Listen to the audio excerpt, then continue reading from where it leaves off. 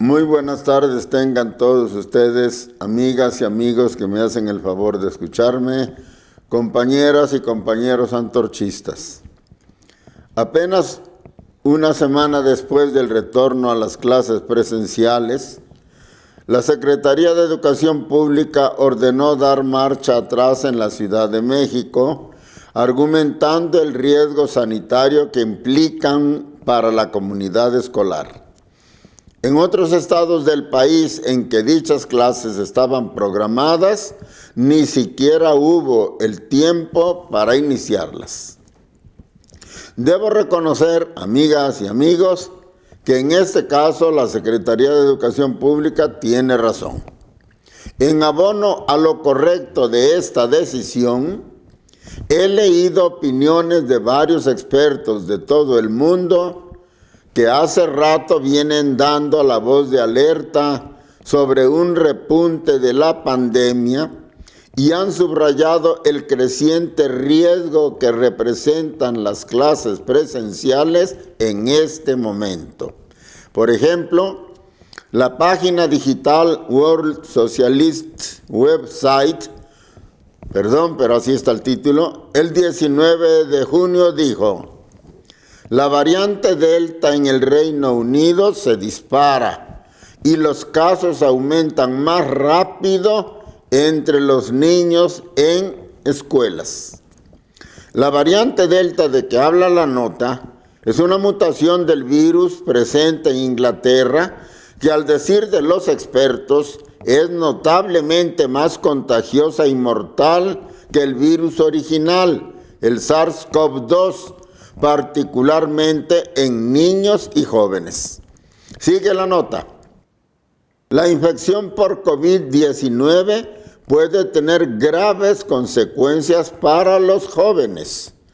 Alrededor del 8% de los niños infectados en el Reino Unido desarrollan síntomas de COVID de larga duración. Una pequeña cantidad de estudios ha establecido un vínculo entre el virus y el desarrollo de enfermedades diabéticas. Según esto, pues, la única medida realmente segura es evitar a como dé lugar que niños y jóvenes se contagien con el poderoso y peligroso virus. Y en este sentido va la medida de la SEP. Por otro lado, el escritor Héctor Aguilar Camín, siempre objetivo y bien informado, dijo en su columna en Milenio del 21 de junio, en ningún país de América Latina, México incluido, ha sido domada la pandemia del coronavirus. Ni siquiera se ha logrado aplanar bien la curva, al menos por un tiempo como en otros países. La región no ha tenido una respuesta eficaz ni en las fases de prevención ni en la fase de vacunación. Particularmente desafortunados en la prevención han sido los enfoques de México y Brasil.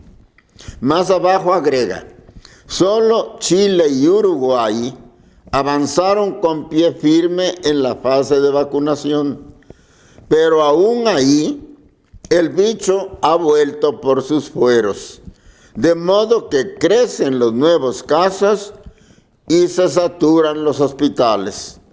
El virus vuelve a propagarse, auspiciado por los inviernos del Cono Sur y por el desenfado con que se da por concluida la pandemia en muchas partes, como por ejemplo en los optimistas semáforos verdes otorgados a la mayoría de los estados en México. No hay duda, pues, la medida de la Secretaría de Educación Pública es correcta, pero a la luz de esta decisión surgen dudas y reflexiones que vuelven muy cuestionable todo el manejo que han venido haciendo de la pandemia tanto la propia Secretaría de Educación Pública como el gobierno federal. Por ejemplo, ¿en qué se basaron entonces para ordenar el retorno a clases presenciales el 7 de junio. Los cambios al verde de los semáforos epidemiológicos, como el de la Ciudad de México, estaban suficientemente soportados con datos seguros o se manipularon a conveniencia para fundar la orden del retorno prematuro a las aulas? Y si fue así, ¿con qué fin lo hicieron? La sospecha aumenta precisamente por la rapidez con que cambiaron de opinión apenas una semana después de las elecciones del 6 de junio. La primera explicación que se viene a la mente es que no estaban bien informados ni de la situación nacional de la pandemia, ni del peligro mundial de un repunte del virus. Sin embargo, esta explicación no cabe en el caso de la situación nacional, porque si alguien conoce la verdad sobre la pandemia, ese es el presidente López Obrador y su zar antivirus López-Gatell. Y en relación con el inminente repunte de la plaga, hay que decir que la alerta circulaba en la prensa europea y en la mexicana varias semanas antes de que se anunciara la decisión de volver a las aulas el 7 de junio. Es que ni el presidente ni sus funcionarios de primer nivel leen la prensa ni se informan correctamente del acontecer mundial. A mí me parece que esto tampoco es creíble. Debemos agregar además que al conocerse la decisión del regreso a clases, se alzaron muchas voces autorizadas, columnistas, sindicatos magisteriales, expertos en salud pública, investigadores del virus, epidemiólogos, etcétera, que advirtieron con toda claridad sobre lo peligroso de la medida, sobre el riesgo que entrañaba para la salud de la comunidad escolar, dado que no había las condiciones sanitarias mínimas en los planteles para ese regreso a los salones de clases. ¿No se enteró el gobierno de lo que decían esas voces o simplemente no les hizo caso? Mención y reconocimiento especial merecen los jóvenes estudiantes de la FENER, que fueron los primeros, y creo que los únicos, en salir a la calle a denunciar lo aventurado de la medida del gobierno. Ellos aseguraron que la pandemia seguía viva y activa y que la falta de condiciones sanitarias elementales en los espacios escolares ponía en serio riesgo la salud y la vida de maestros, estudiantes, junto con las familias de estos últimos, de los estudiantes. Y no se quedaron en eso.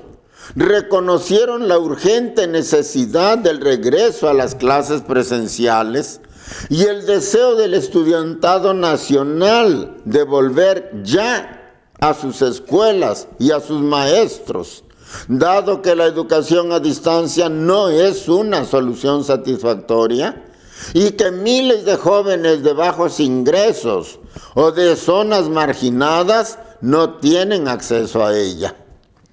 Con base en tales argumentos, los jóvenes de la FENER plantearon como una solución alterna, eficaz y de aplicación rápida la vacunación del 70% de la población para conseguir la inmunidad colectiva, poniendo en primer término a todos los estudiantes cuya edad permitiera inmunizarlos sin riesgo para su salud. Con ello sería seguro el regreso a la actividad escolar normal. Pero como era de esperarse con un gobierno como el actual, los ignoraron olímpicamente. Pero hoy, la dura realidad está obligando a los sordos y ciegos de ayer a reconocer en los hechos que los jóvenes de la FENER tenían y tienen razón. Con base en estos testimonios comprobables, podemos sostener que la pregunta inicial sigue en pie y cobra mayor relevancia. ¿En qué se basó el gobierno para decidir el retorno a las clases presenciales el día 7 de junio? ¿Por qué cambió tan rápidamente de opinión apenas una semana después? Aunque sigue siendo cierto que esta última decisión fue correcta, ahora podemos añadir que a pesar de eso, no es la solución de fondo que la problemática educativa nacional necesita con urgencia. Y resulta importante destacar esto porque todo indica que las autoridades no piensan ir más allá de la simple suspensión de su primera orden. Nada dicen de la rehabilitación completa de los espacios escolares que sufrieron graves deterioros el tiempo que permanecieron cerrados. Nada sobre la reparación de las instalaciones sanitarias, la colocación de filtros de aire en cada salón, de quién se encargará de proveer a la población escolar de gel antibacteriano, cubrebocas y tomadores digitales de la temperatura corporal. Nada, en fin, sobre la sanitización de los locales ni del transporte que usarán estudiantes, maestros y padres de familia. Es decir, que no nos estamos preparando ni poco ni mucho para un próximo y rápido retorno seguro a las aulas, como lo exigen los estudiantes de todo el país y también el interés nacional. Y si no olvidamos el hecho probado de la total insuficiencia de la educación a distancia y de su carácter discriminatorio para los hijos de las familias marginadas o de bajos ingresos, nos daremos cuenta que la inactividad del gobierno al respecto significa en el fondo el abandono abierto de la educación pública a su cargo, abandono que en el mediano plazo será un golpe demoledor para las nuevas generaciones sin educación suficiente, para sus familias y para el aparato productivo del país, que requiere de mano de obra calificada para el manejo de las nuevas tecnologías. Y al final del día, todo esto acabarán pagándolo los de siempre, las grandes masas populares y de trabajadores. Habrá menos crecimiento económico, menos empleos, salarios más bajos y, en una palabra, más desigualdad y pobreza para todos. Podemos estar seguros de que si las cosas siguen por donde van, muy pronto el gobierno no tendrá suficiente dinero para pagar las pensiones de ancianos, discapacitados, jóvenes construyendo el futuro, campesinos del programa Sembrando Vida, etc. Y preguntémonos, ¿qué harán entonces todos ellos?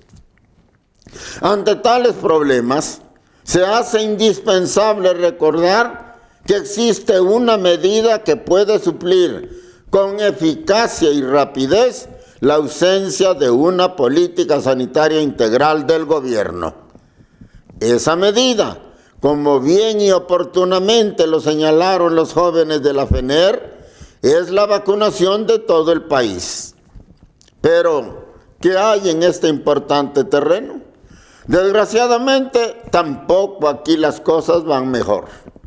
Todo el programa se ha manejado en secreto, con opacidad deliberada. Todo han sido esperanzas falsas, promesas incumplidas, éxitos clamorosos en la compra de vacunas que nunca se materializan, verdades a medias sobre las causas del fracaso y al final el hecho cierto es que la población que ha recibido la inmunización completa, las 2 dosis de rigor, a duras penas alcanza el 10% del total de la población. Y lo más increíble e indignante es el manejo político electoral que ha hecho el gobierno y su partido de las vacunas que son propiedad de la nación. Primero, encomendaron la tarea de aplicar las pocas vacunas que había a los servidores de la nación, que no son ni médicos ni enfermeros, sino morenistas asalariados del gobierno.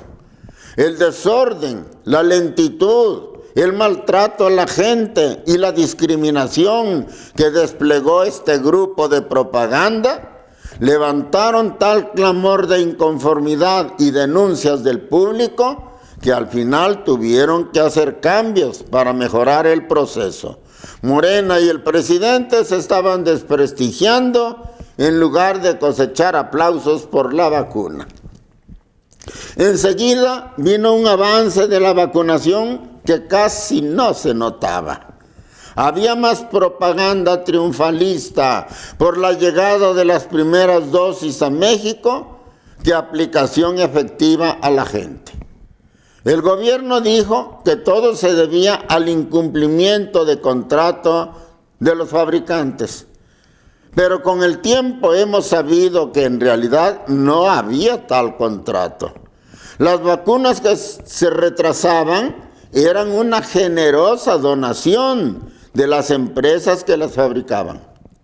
Para colmo de torpezas, trascendió a los medios que a contrapelo de la escasez real que padecía la población, el gobierno mantenía almacenadas más de 3 millones de dosis, de cuyo destino nadie sabía nada.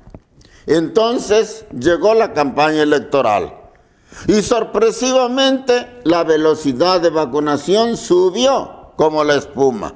Claro, eso conquistaba aplausos y votos para el partido del gobierno. Fue así que se puso en claro para qué era el guardadito del presidente. Pasaron las elecciones y el ritmo de vacunación ha vuelto a caer dramáticamente, según informan los medios. Pero vuelve a circular información de que nuevamente el gobierno tiene almacenadas cerca de 9 millones de dosis. ¿Y ahora para qué?, se preguntaba el público. El tiempo lo descubre todo, como dijo Cervantes. En los últimos días, sorpresivamente, se aceleró la vacunación en las ciudades fronterizas del norte de México. En primer lugar, Tijuana, que curiosamente se destaca como proveedora de mano de obra especializada e insumos semielaborados para las industrias ubicadas dentro de las llamadas cadenas de valor norteamericanas, estrechamente ligadas a su vez a la industria militar y espacial de Estados Unidos. La aceleración del proceso de vacunación en el norte se detonó inmediatamente después de la visita de la vicepresidenta norteamericana Kamala Harris y del secretario de Seguridad de aquel país, Alejandro Mayorkas. Ni modo de pensar que se trata de una pura coincidencia.